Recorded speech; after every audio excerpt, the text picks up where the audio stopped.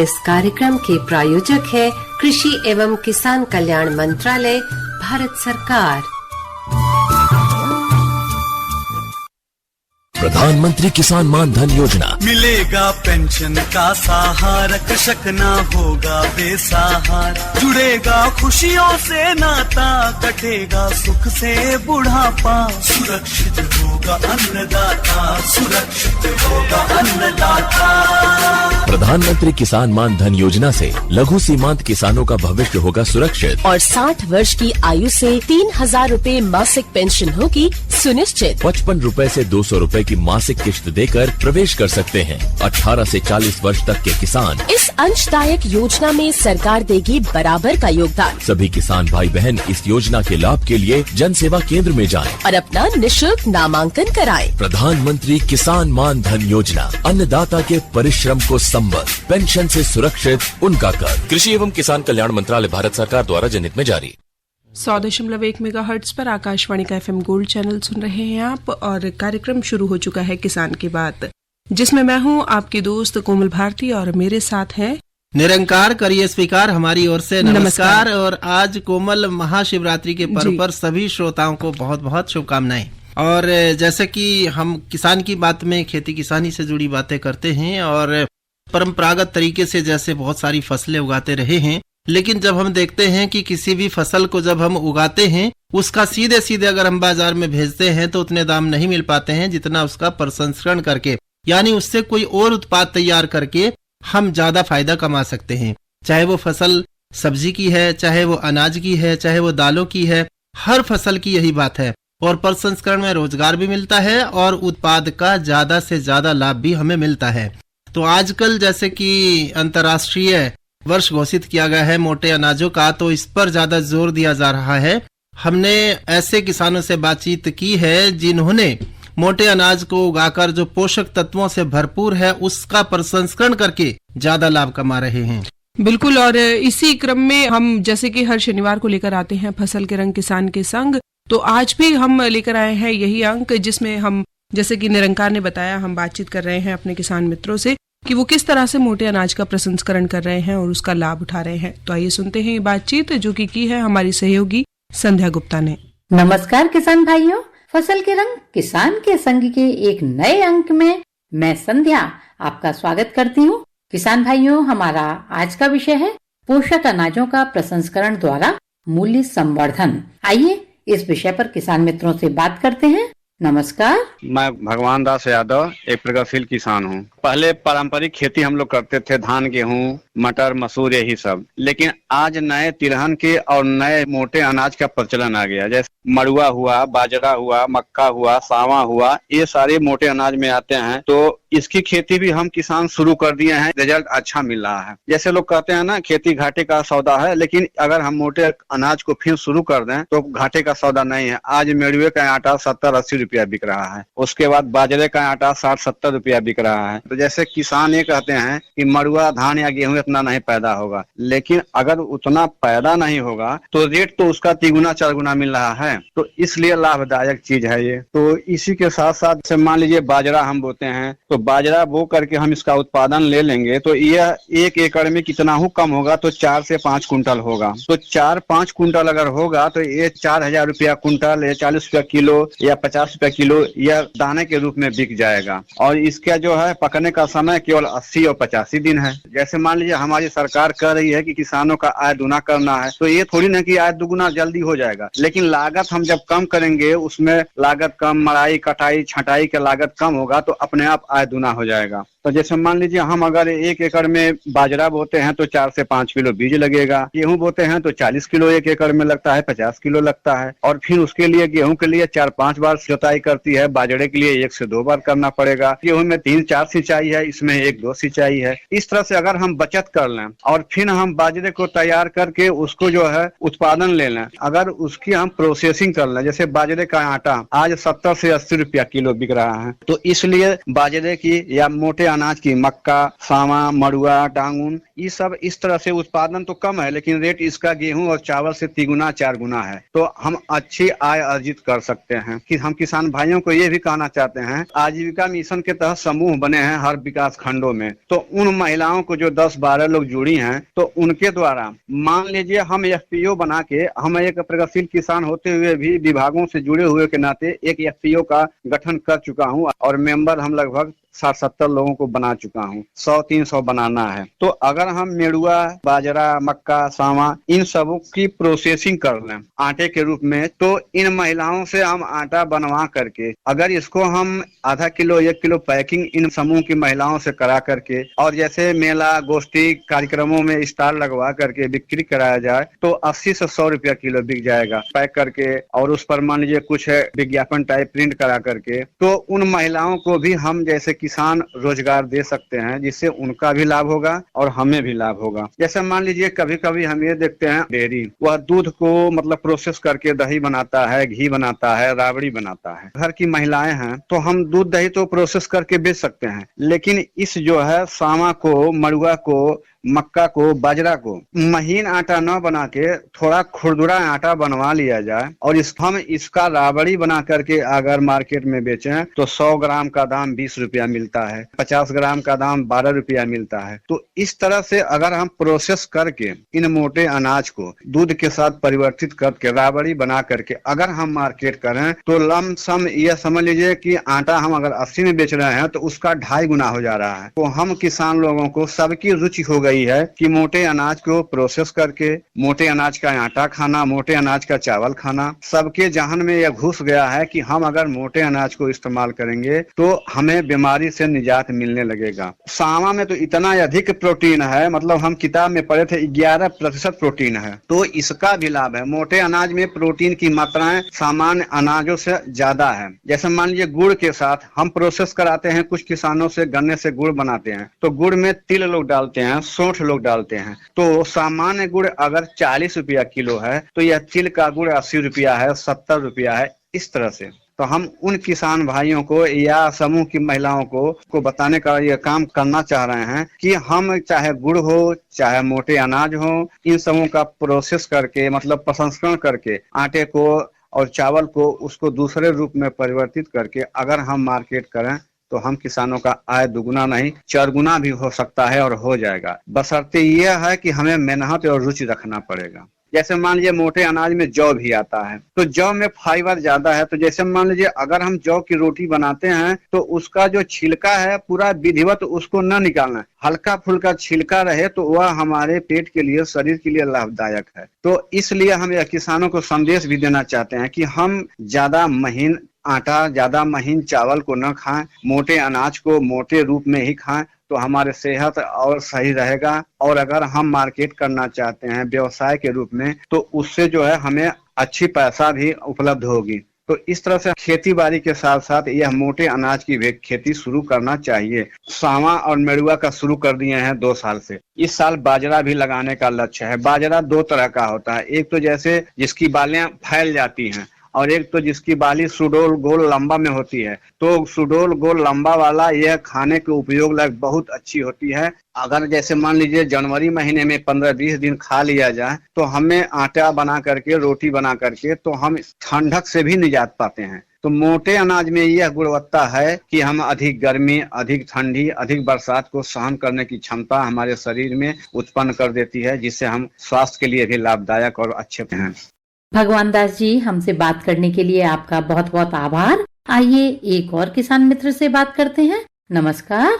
नमस्कार, मैं किसान महेंद्र प्रताप यादव और मैं मिलेट्स पे काम कर रहा हूँ, मोटे अन्न पे। जो आज की बीमारियों को देखते हुए और सरकार ने प्रोत्साहित किया है कि लोग मोटे अन्न खाएं और स्वास्थ्य बनाएं, तो इस पे हम करीब विगत 4 वर्षों से लगे हुए हैं और इस पे हम काम कर रहे हैं। जैसे मेड़ुआ, सावा, कोदो, कगनी, तो इसको जो प्रोत्साहित किया जा रहा है और करीब विगत 2 वर्षों से हम इसको जो है खेती करवा रहे हैं, कर भी रहे हैं। करीब ये अपने कर रहे हैं करीब 2 एकड़ में और अपने किसान मित्रों से भी हम करवा रहे हैं एफपीओ के माध्यम से। करीब 30-40 बीघे में हो रहे हैं। हमारे एफपीओ में करीब 600 पुरुष वर्ग है और 400 महिलाएं, जिसमें करीब 25 महिला समूह है। और वो महिलाएं हमारी रागी के लड्डू बनाती हैं, और ये जो उत्पादन होता है इसका प्रोसेसिंग किया जाता है, इसलिए मुनाफा होगा। क्योंकि देखिए अब दवा से काम नहीं चल रहा है, अब लोगों को मोटे अन्न की जरूरत है और इस समय की मांग है। जो है तो कर्नाटक से इसकी मशीन मंगा रहे हैं और इसकी प्रोसेसिंग के लिए हम यूनिट डाल रहे हैं। इससे क्या होगा कि हम लोगों को जो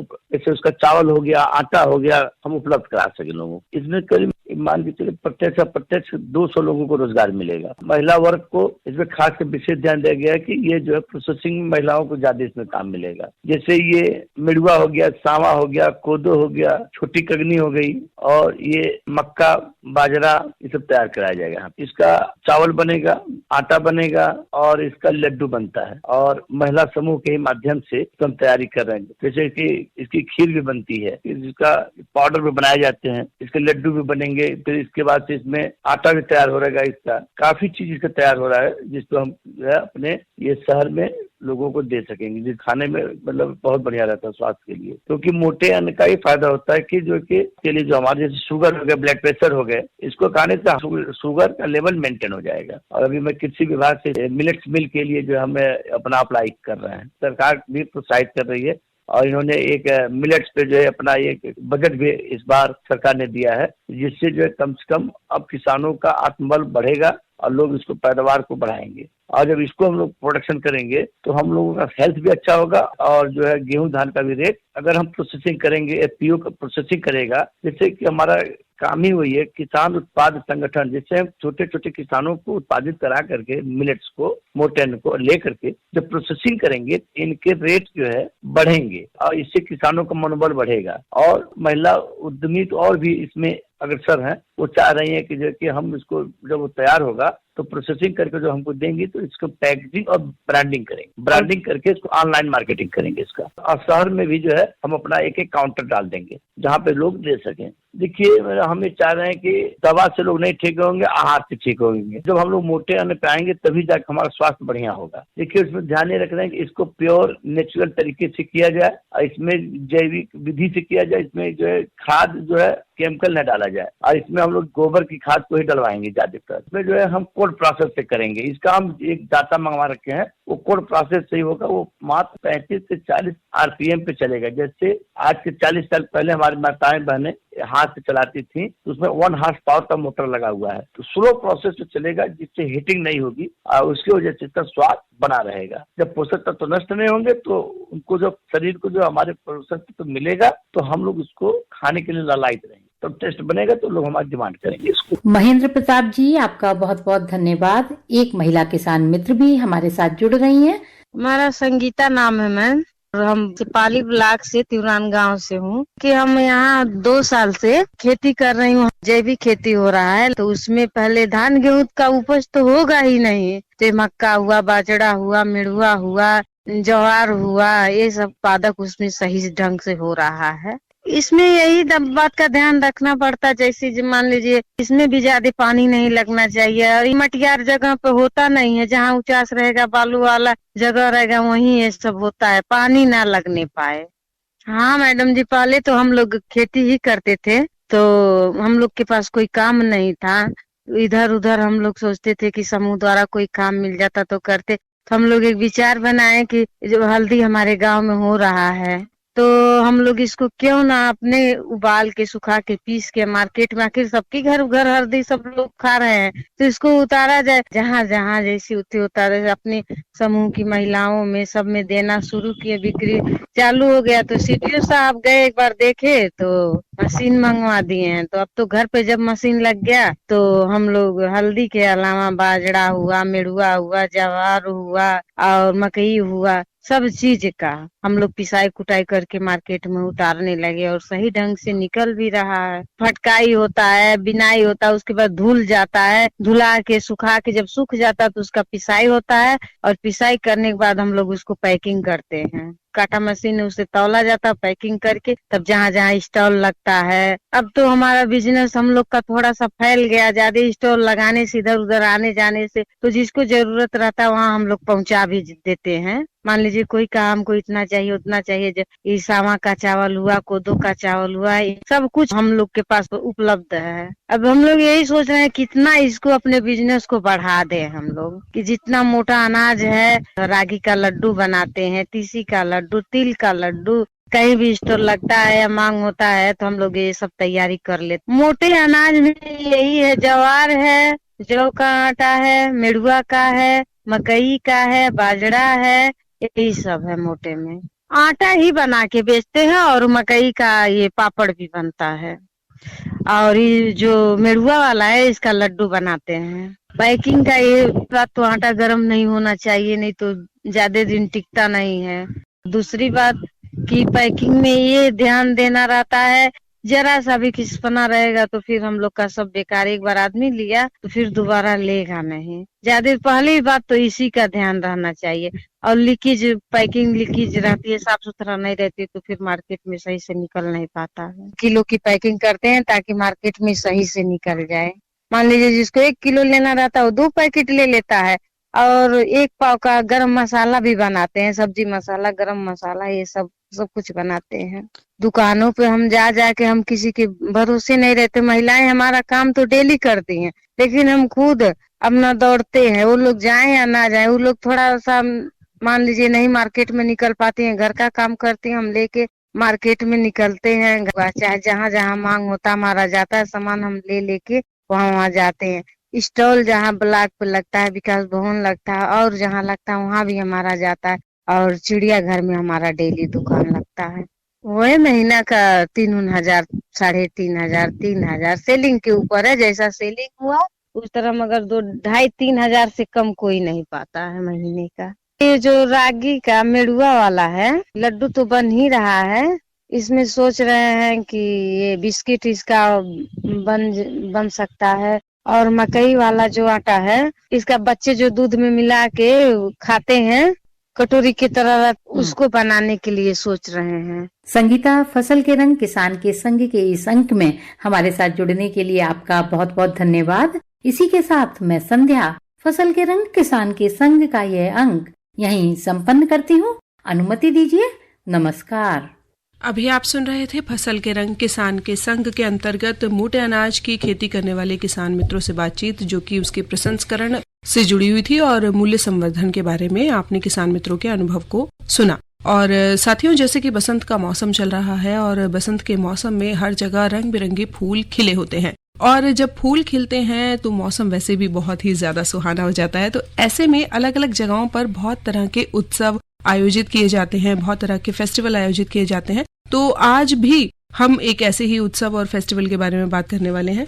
ये फेस्टिवल चल रहा है 5 सेंसेस, जो गार्डन 5 सेंसेस है उसमें, और वहाँ पर कंपटीशन भी किया जाता है और प्रदर्शनी भी होती है। 3 दिन की इवेंट है। आपको सीधे लिए चलते हैं, वहाँ पर बात करते हैं अजय कौशिक जी से, जो वहाँ पर उपनिदेशक हैं। कौशिक जी नमस्कार। नमस्कार, कैसे हैं आप से पहले तो हम ये जानना चाहेंगे कि ये जो फेस्टिवल चल रहा है फ्लावर का, आपके यहाँ तक पहुँचने का तरीका क्या है, कैसे पहुँचे जिनको जाना है?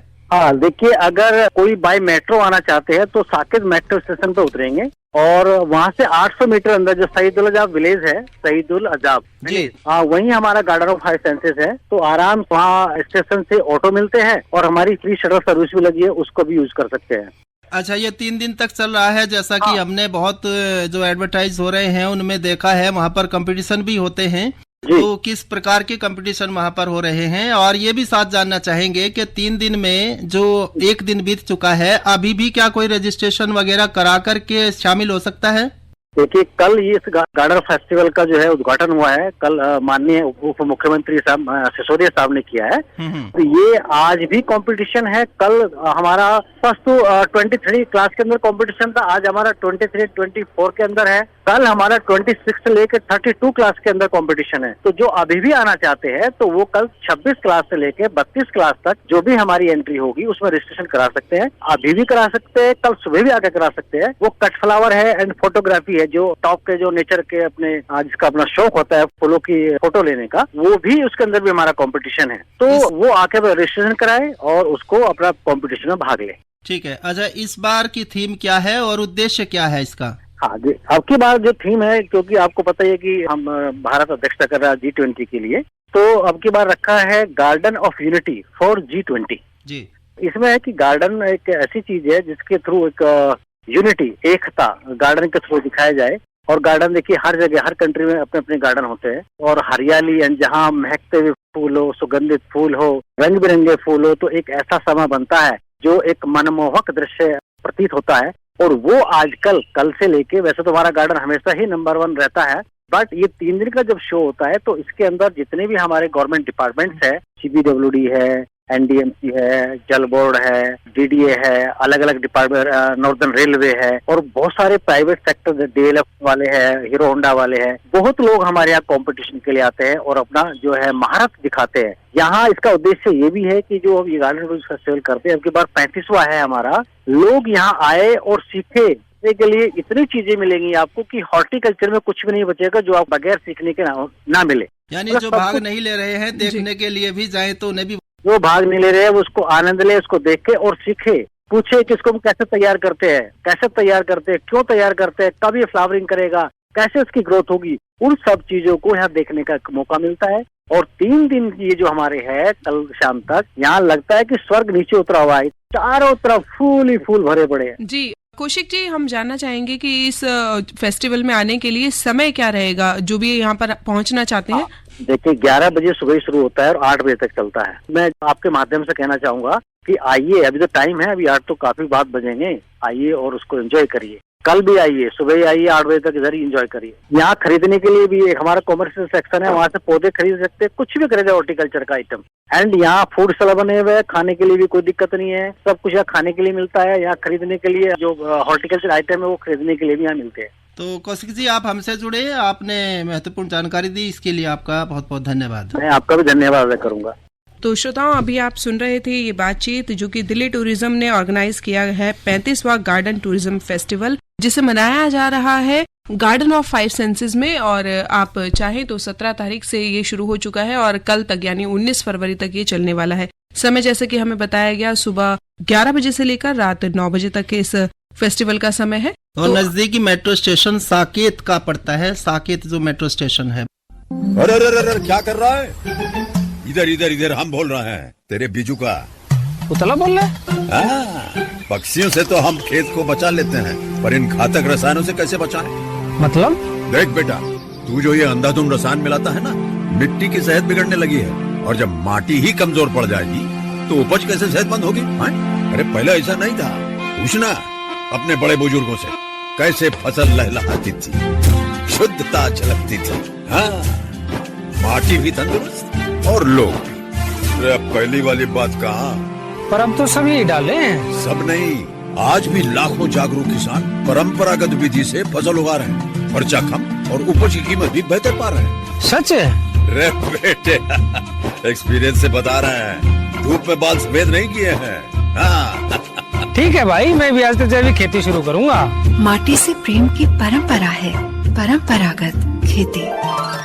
कोमल, आज जैसे कि हमने जिक्र भी किया था कि महाशिवरात्रि का पर्व मनाया जा रहा है, और ये मान्यता है कि आज शिव पार्वती जी का विवाह हुआ था, तो उसको हम अपने लोकगीतों में भी शामिल करते हैं और बम लहरी के रूप में आइए सुनते हैं ये शिव विवाह बम लहरी।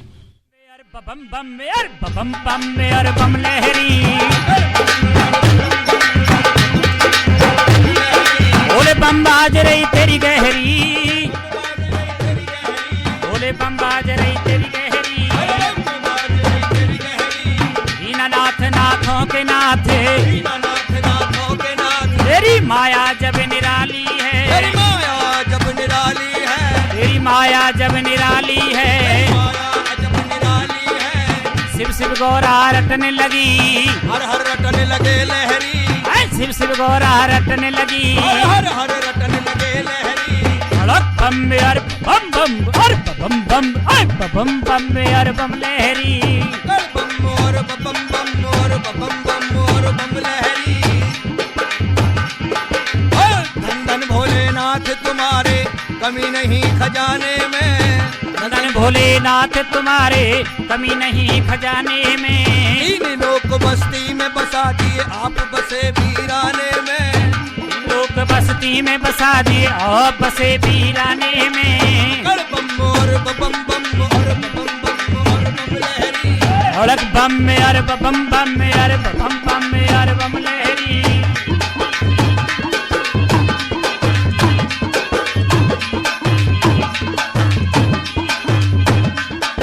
अरे नाई ब्रह्मा चाल पड़े,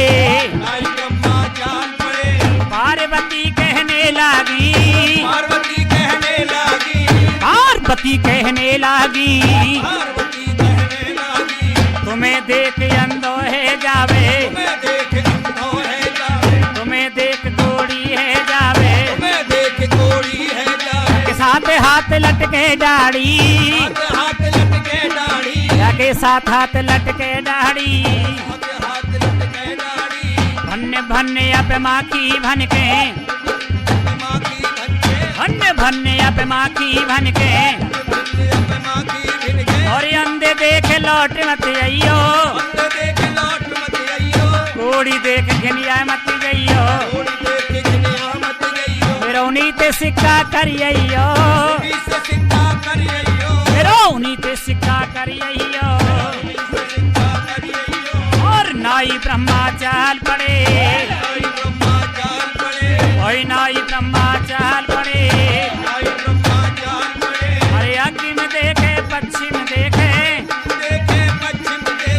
घर घर मथुरा मथदारी, घर ढूंढे वर नाए मिले, वर ढूंढे घर नाए मिले, वर ढूंढे घर नाए मिले। बम बम बम अरे अड़क बम में अर बम बम में अर बम बम में अर बम लहरी। बोले बम बाज रही तेरी गहरी, बोले बम बाज रही तेरी गहरी।